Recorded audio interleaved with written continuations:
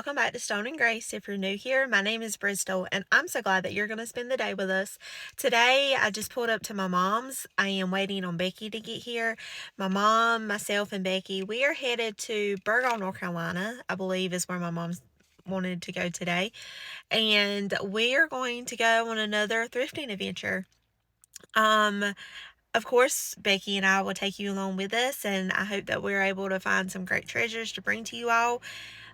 Because if we're being honest, I really haven't had that much inventory to put in the booth lately, but I am so grateful for each and every one of you who stop by, who purchase, who comment, who share, everything. It just means the world to me, and I appreciate you all for your kind words on the decorate with me for the porch. It means a lot to me, so I hope that you enjoyed today's video, and as always, grab your coffee and let's go thrifting. Our first stop was at For Our Furry Friends thrift store. I think the locals call this place Froth. At least that's what a lady suggested to us that we should go, and we were like, what? Anyway, these shelving units that they have up front to the right, whenever you walk in the store, this is where they have their items that are priced a little bit higher.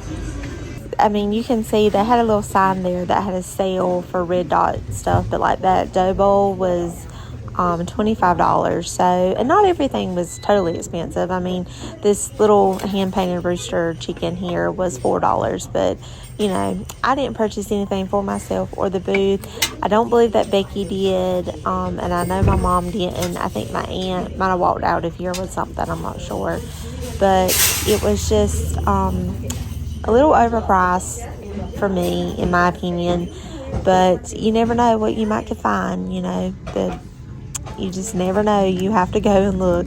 Some of their artwork was very expensive. They also had a furniture store that they had opened up just next door. We didn't even go in there. It looked, you know, like you could just tell that you weren't going to be able to walk out with anything. They do have a room dedicated to just craft supplies only, and these items in here are priced reasonably. Other than this project quilt topper, it was $20, but still isn't a bad deal. But their furniture, as you can see here, $200 for this oak wood chair, just not for me.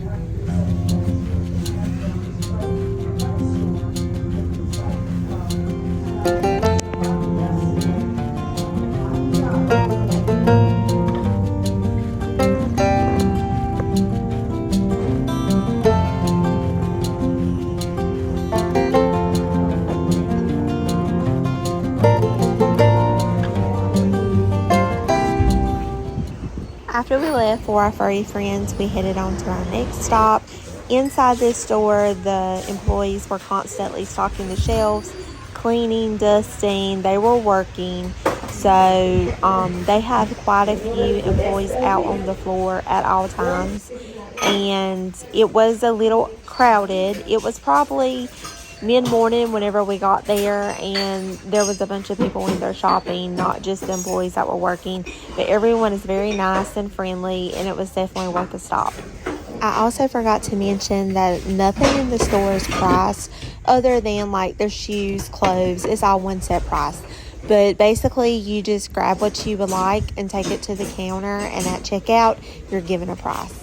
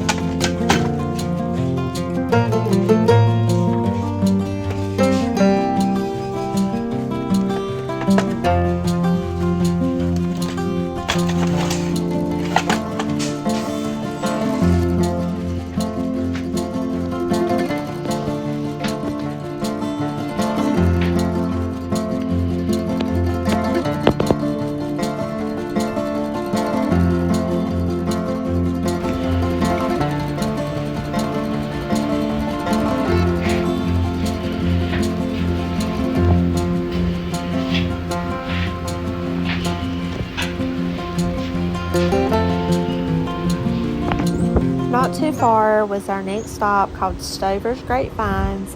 Now, the last time that I was here, me and my husband came, and this was completely different in a good way. Not exactly what I was expecting, because whenever I visited before, it was like your true vendor antique booth setup. So this is more like an estate sale, clean out, I think is how the woman said it. They buy out houses, and then this is the inventory that they have. But before, this was not like that. And she was constantly marking stuff down while we were in there. And it was kind of cool just to walk around and see, because she said that just like as a booth owner, you get new inventory in all the time. And this is how she curates and styles. And I think Becky, she bought some vintage curtains from Sears from here. They had a lot of mid-century modern items that Becky enjoyed looking at, and there was supposedly some clothing items, but somebody before us had purchased majority of them. But it's definitely a spot to check out, to add to your list. And I have been on the hunt for a very old sign, kind of like this one here with the Amish wagon and horse and buggy. But I am particularly on the hunt for a historical house sign, or some type of landmark sign, or anything like that. I want one so bad, and they are so expensive. But I was almost tempted to purchase the horse and buggy one, but unfortunately it was painted on one of those, it's not like a surfboard, it's like a skid board that your kids ride on the edge of the wave in the ocean. A kneeboard maybe, I'm not exactly sure, but one day I will find what I'm looking for, so let me not settle.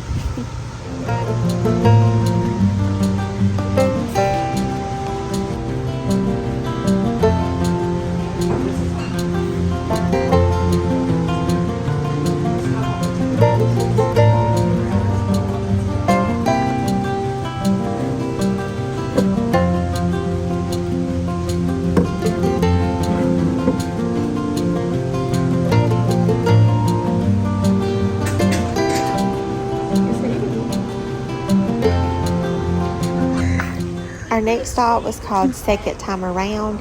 Here they have a list of locations with thrift stores and antique vendor spaces that you need to visit. It's up front at the checkout, and they were very helpful and are more than glad to let you know the highlighted places that they suggest. And it's got the date, the hours and times of operation on it, which is wonderful, because Google can be wrong sometimes, or you just never know. So that's been very helpful. But it was a neat place in here.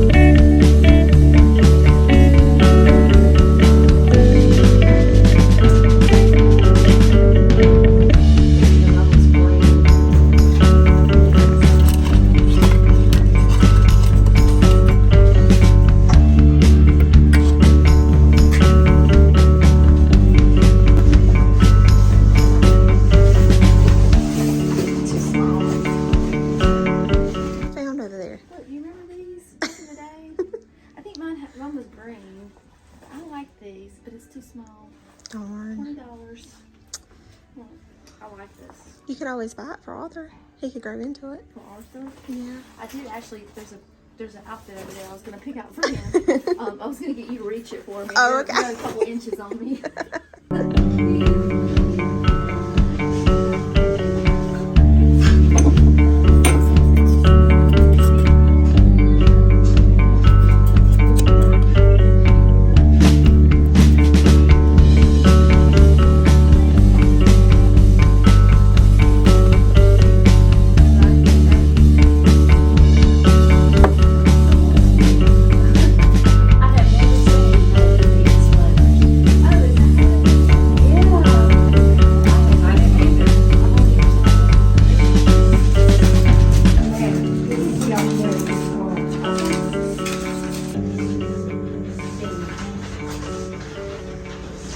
So as you can see, it's definitely worth a stop. There's tons of items in here that are a variety of vintage, reuse, new, upscale, upcycled. The only thing I purchased though was this vintage tablecloth. I love how they stack up in a basket.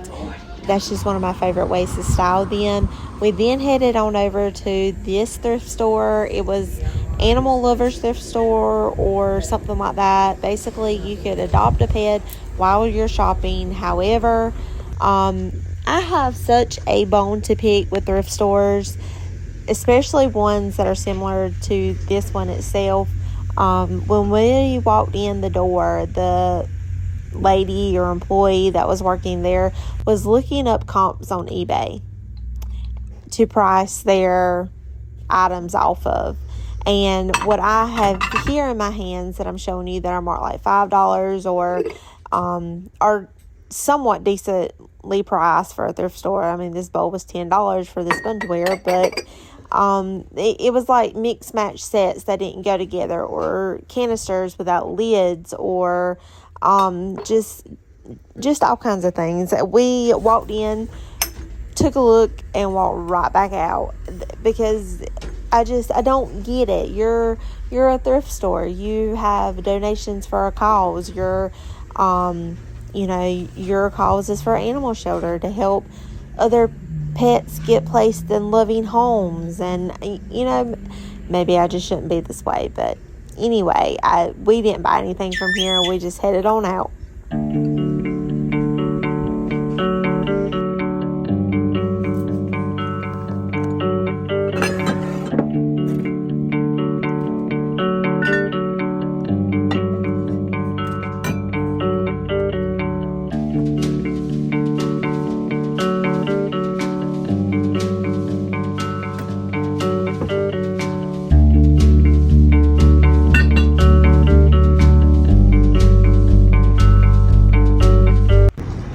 Our next stop was at Diddly Daddling Around. Say that 5 times fast. There was quite a selection of vendors in here. They had some stuff that was outside that you were able to purchase if you wish to do so. They had some plants. Inside, I would say it's like a hodgepodge of new items with vintage, with kind of like your Primitives by Kathy inspired items, if you know what I mean by that. I didn't really purchase a whole lot here. I think I might have got 1 or 2 things, but in the end they were for myself. So again, this day was just not yet for purchasing any inventory to go in the booth for you all.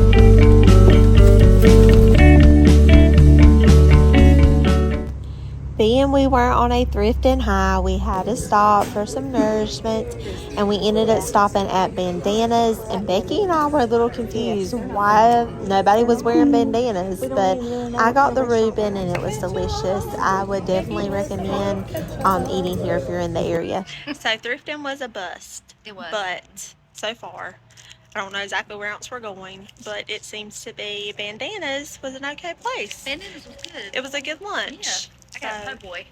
And I got a Reuben, and it was good. It did look good. It was good. So we're going to go off. We have to leave soon. But hopefully we'll be able to find at least another treasure before going home.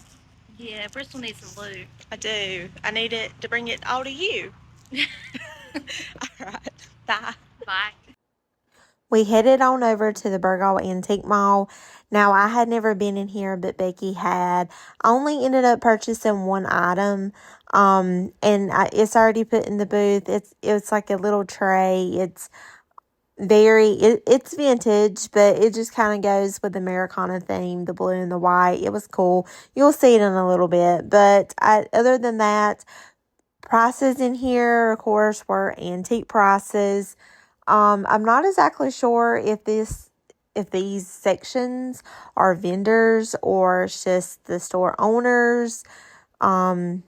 Because Becky said that a lot of the items that were here when she came last, I was going to ask her how long it had been since she had been here, but she said that they were still there. So it's not like these areas are refreshed or restyled or anything like that, to keep the customer wanting to come back. As you can see, there was Christmas ornaments that are broken. So, anywho.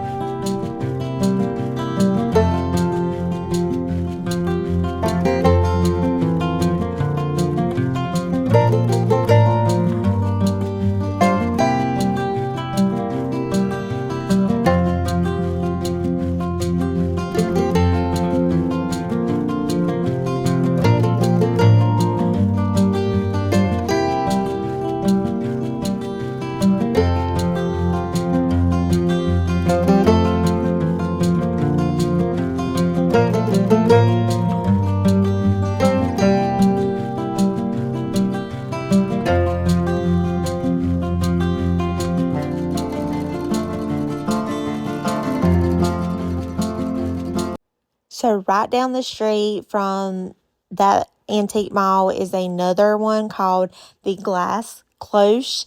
Now, it was beautiful inside. If you have ever been to like Miss Minnie's, it is similar in the style of curated vendors. It's definitely worth a visit, if nothing else but to browse and get some inspiration for decorating. But each vendor inside this store does a really great job with their booth.